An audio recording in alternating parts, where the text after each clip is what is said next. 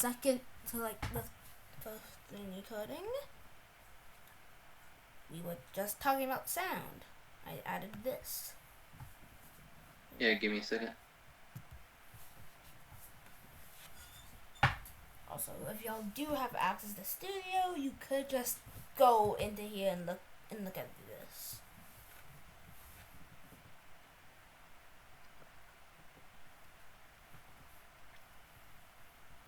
You're gonna really want the whole sound part because let's say you're making a horror game and you wanted like a squeaky duh sound. You would just find ID, put it in here, and then do this.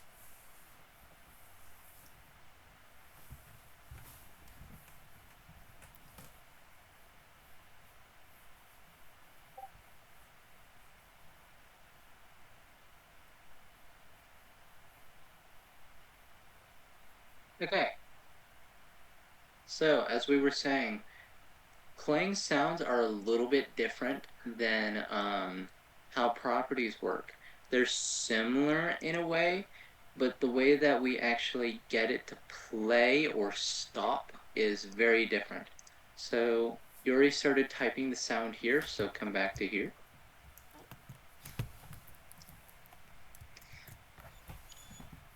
And actually, if you put down the colons, you will immediately see what to do. The colons? Oh, shit. Nope. I'm so... It's the same thing we did for connect. Oh. No. No, I missed it. Oh, colon. Oh. It's... I... Wait. Am I stupid? No, I'm right. Yeah. Whoops. So put down the colon, and a ton of stuff will show up. Oh, colon. No. Oh my god. You had the right thing. I just deleted it. Wait. You will see something that says play. Oh, play, copy, play. Yep, and that's it. That's literally it. Oh, it just plays Now, sound. keep it as is. Yep, that's it. The parentheses don't really do anything. That's just look it. cool. I guess so. No, I don't blame you. I mean, I guess there's other stuff you could do with it, I guess, but it's not important right now. But yeah, now when you go ahead and go up to it and click on it, it will play a noise. You wonder what the noise? It plays a beep noise. Mm-hmm. Boop. Oh. Hey, rewrite. It's gonna be... Oh. Yippee! He's here!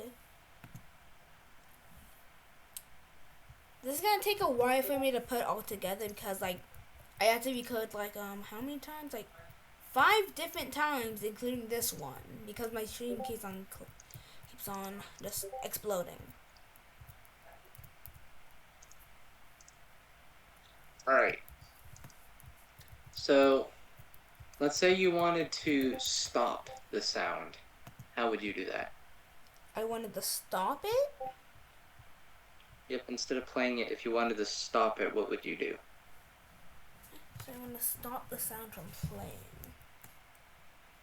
Guess I'm still gonna need it. Play on the move.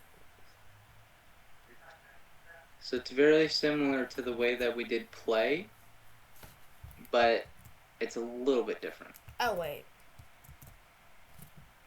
There you go. It's really that easy. Again, with the fancy numbers, with the fancy parentheses for some reason. Why? I think it's just a... Never mind, I won't say that. That sounds stupid. Okay, so make it play again. Play. There you go. What else? Okay. What else? What's next? Please tell me we're getting near to the end. Yeah, This probably. this lesson's over like an hour and 30 minutes long.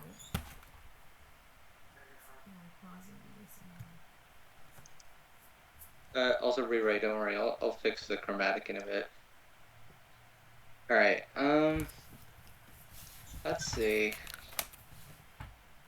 Do I want to do one last thing? You know what? We're going to learn one more thing, and then we're going to put everything that we learned to the test. Okay, so we are actually going to create an explosion within the code, which is a little bit fancy. So I remember getting a pop now up from we like. now we actually get to make a variable inside of this. So we're going to do something called instance.new. New instance.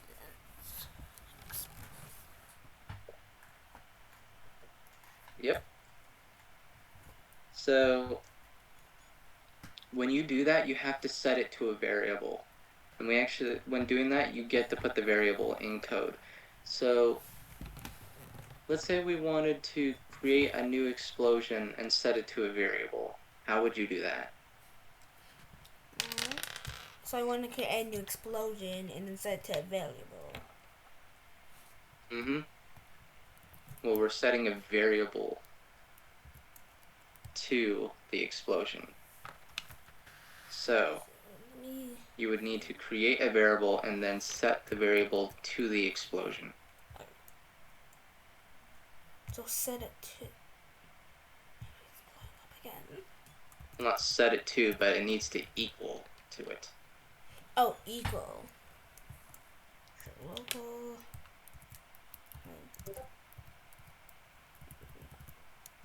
I wonder how cap sensitive this thing is. You can call it anything, but don't call it the same thing.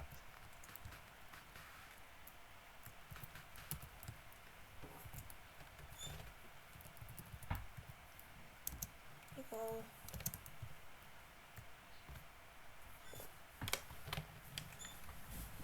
So local explode and then equal it to something. Equal to the explosions. I already showed you how we create the explosion. We use something called instance. Instance dot new explosion. I messed something up. And this will actually run by itself. So explosion is just a normal thing. Yep. Something we can do though that is kind of neat is if we put a comma, we can actually put the parent of the object right after here. So let's say we just wanted to put it inside of the workspace. We can just do that, and it will now show up in the workspace once we run the code. I don't see anything at the moment. I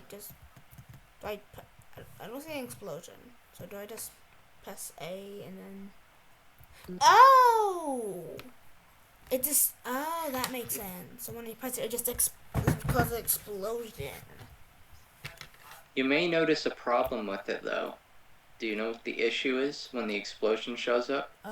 It's stuck at the spawn point. Correct. I'm actually surprised you got that on your first attempt. So, we actually get to do something interesting here. Very interesting. So, inside, we actually finally get to use these two parentheses by the function. Go ahead and click in the middle of these two, and you'll see something pop up. See? In the middle of the function. I do not. You see something show up? I mean, I see what it's telling me. I see what it's telling me what it does, but I don't see anything. Yep. So basically inside of that, you can write a variable down. So, and that variable will always equal the player who triggered it. So basically what that is doing is once the proximity prompt is triggered, it's basically getting the player who triggered it. So let's say you walk up to the proximity prompt, you hold down on the button, and it activates this piece of code. You can write something like doofus, or you can write something like Oh. Okay, it's fixed. So go ahead and click in the middle of it Middle. and just type anything. But I recommend you put down player. So that's actually going to be you or anybody who triggers the proximity prompt. And something you'll notice is come down here. Space. Come down here. Go ahead and type player. Player. And you will see that it's actually equal to player. So we don't need a variable because this is already a variable by itself. And this means the player. So you've heard of a character, right? Yes. So it is the model of the player. It's all the content inside of the player. So I'm going to give you a hint. We're going to be setting a variable here. Let's just call it local character. And I'll just tell you this. The character is a child to the player. Oh.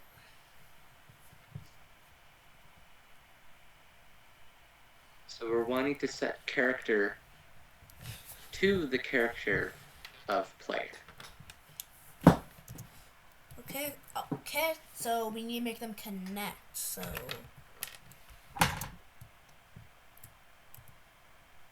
Oh God. Well, it automatically did it for you. That's because because when I press that, it just automatically tells me to press tab and then boom. Yeah, it looks like it already knew with auto assist. Yeah, and then if I just press tab again, it says explode position character humanoid root pod, and then boom, everything explodes. Crap, it's already telling you everything. Just ignore that. Just don't even look at it. Pretend it doesn't exist. Don't do that. Don't use it. So, since it's already showing you humanoid root part, I should explain what that is. The root part is a child of the character. So actually what I want you to do is I want you to run the game, and I want you to open the Explorer, and I want you to find your player model. Okay. It should just have your username as the name of it. Found it. Go ahead and click the drop-down arrow. Found it. And it will show a bunch of stuff inside of it. And actually, fun fact, this model that has your name, this is the character. So everything that's inside of this, you can reference directly in the code. Well, I'm getting myself into the sky. So you will actually see something in here that's called humanoid root part. This is the center of your character. It is where everything attaches to, and it's everything that has the physics and stuff attached to it. So So if I move it up, let's say we wanted to get the humanoid root part.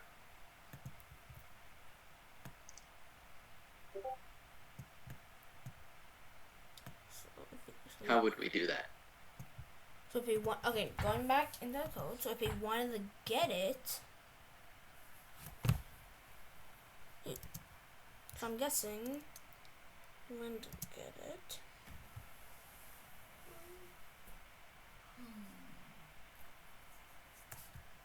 It's okay. Oh, I can't even do anything without it showing me the tab.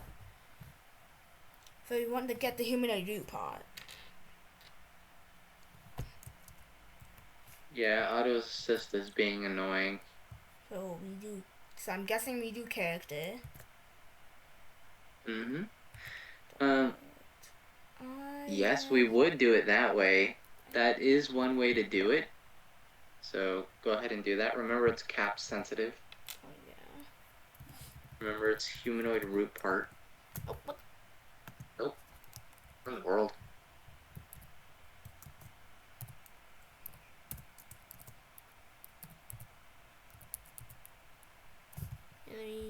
Where is it? I'll help you. Thank you. Oh yeah, I could just. So this is one way to get it, and this would work. However, it can be ever so slightly unreliable. And the reason why is there's a chance the player's not fully loaded when this is run, and the code will just default to an error if it cannot find the humanoid root part because it hasn't loaded.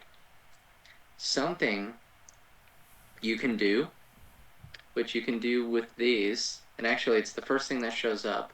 Go ahead and do the full colons, and the first result, it pretty much already tells you what to do.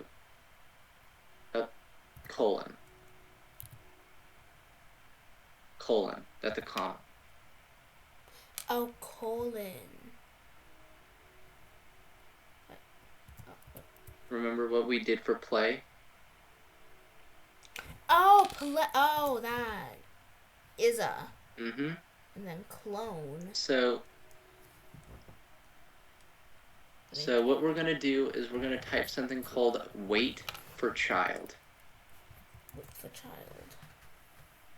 And what this is going to do is it is going to pause the code here until it shows up. So if it can't find it, then it's just going to pause the code and it's going to sit here and wait until it loads. So now, yep, you're close. Oh, Close. 1 second. Do you see how it's showing up as yellow? Yes. That doesn't mean the code's broken, but that means that you're doing something grammar-wise in the code that's wrong. Think about it. Look at what we did for the explosion instance. Oh, wait.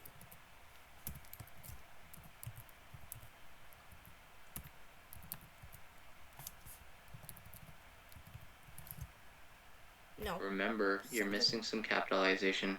Oh. Oh, wait, root. Please, I swear to God. Mm-hmm. There you go. Yippee. You have gotten the root.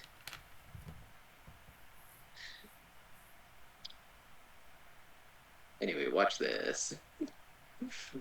Oh, come. It's gonna explode. Why? Why did you need... Wait, I just realized this code would be perfect for a game where you just explode to get money and buy stuff. Okay, since you saw me do that already, I think you already know what to do. Why did you need to do that? Explode. Dot. Yeah, my brain forgot. What's the explode? Explode. This is our explosion. Dot.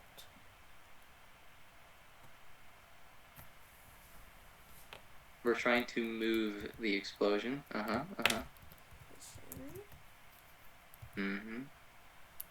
Nope. Let me look back at stuff.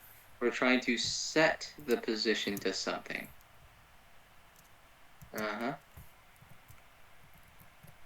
Root. Position? Just letting you know, even though it does not show up, this is correct. So if I decide to go play, I should end up exploding. I'm gonna press play, and if I explode, That should mean that I did it. Waiting for the explosion. And I exploded.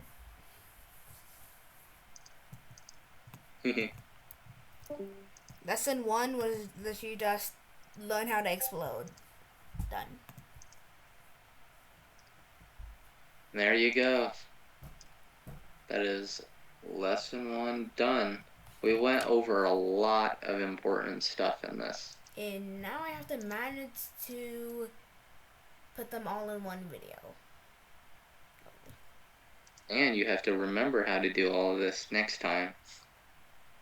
Which means I'm gonna need to watch over this multiple times. Yippee. Probably. Should I end the recording now? Multiple times or yeah.